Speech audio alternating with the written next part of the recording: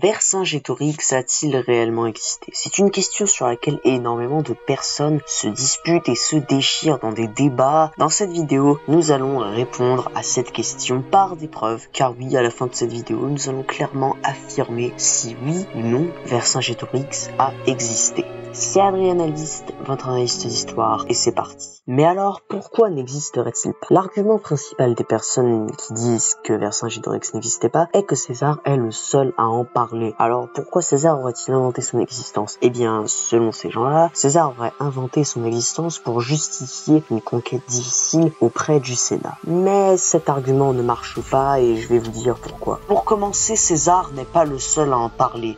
Des preuves nous montrent que le frère de Cicéron, lui-même opposant politique de César, confirme son existence à son frère. De plus, des lettres de soldats romains qui faisaient la guerre des Gaules adressées à leur famille mentionnent l'existence de Vercingétorix.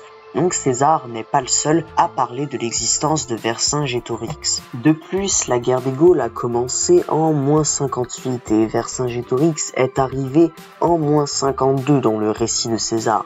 Ce qui fait que son arrivée ne justifie absolument pas une conquête difficile, étant donné qu'il y aurait quand même 6 ans où il n'était pas là et où Jules César a eu beaucoup de mal. Sachant que si on analyse bien le récit de César, il a eu bien plus de mal avant l'arrivée de Vercingétorix que quand il y avait Vercingétorix.